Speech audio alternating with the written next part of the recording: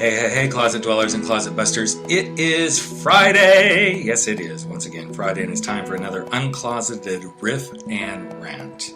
As you know, these are just little things that I kind of go off on at the end of each week, something that maybe struck me or got me thinking that always relate to how we make big, bold moves to live our life uncloseted.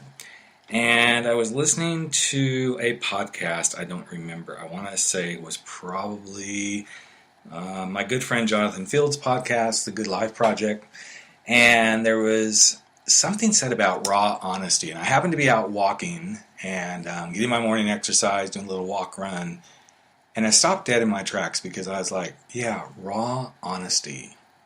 That is one of the pillars to living your life uncloseted.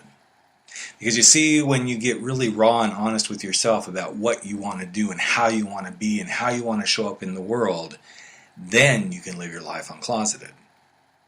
But, and this is the big but, oftentimes we start getting wishy-washy. In fact, I was just doing a call with one of my groups, and somebody brought up that phrase, wishy-washy, and I thought, yes, that's one of the things I want to talk about in the raw honesty piece, because we can go be real raw and honest, but then we start going, well, maybe if I say that, somebody's not going to like that, or I don't know if I'm 100% convinced that's what I really feel.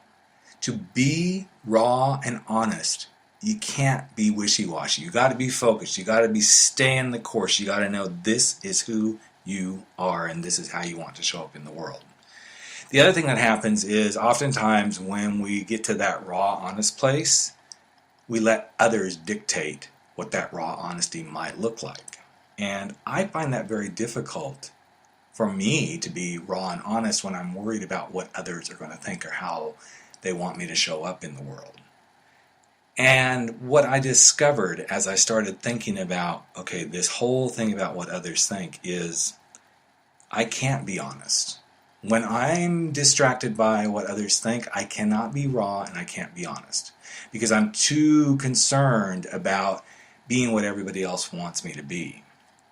And then what happens is I start feeling guilt and shame. And I know I've talked about this before, but I'm going to bring it up again because I think it's so important. Guilt is about something that we have done. Shame is about who we are.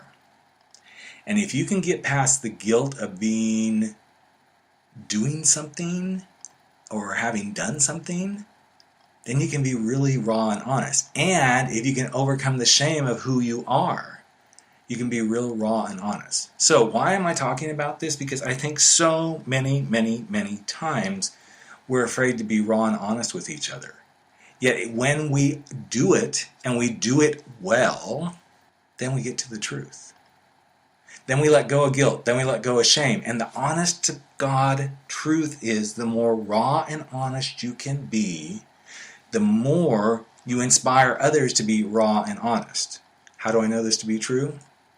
Because I was at a networking event the other night, and I'm not Mr. Networker. I don't enjoy them a lot, but I do particularly like this one. And after we got done doing some of the activities, we were just kind of mixing and mingling, and a gal came over to me. And she started talking about her business, and she said, you said something about making really bold moves. And she goes, it intrigued me. And I said, well, why was that? And she goes, well, I'm really truthfully wanting to work with a certain segment of people. And I know I really enjoy that. And I stopped her right there, and I said, then what do you need to be boldly, raw, and honest about with yourself? Yeah, it got quiet just like that. She didn't know what to say because nobody had said to her, what do you need to be boldly, raw, and honest about with yourself in order to make that happen? None of us were trained to be raw and honest with each other. We've been trained to be the politically correct, which has its place. But sometimes we've got to be raw and honest with each other so that we can have fun, so that we can move relationships forward, so that we can get things done. And to me, those are the moments that when we can be raw and honest, we contribute to humanity in the best way possible so that everyone can step out of their closets and live their life uncloseted. So that's it. I'm going to leave you to noodle on that one for the rest of the day today on Friday. Maybe noodle on it over the weekend, and maybe, just maybe, have a few raw, honest conversations with yourself and other people this weekend. Take care, everyone, and thanks for listening to the Coming Out Lounge. I'm Rick Clemons, and just a few weeks, I know I keep saying it, we're going to be transitioning to Life Uncloseted. Have a great weekend, everyone. Take care.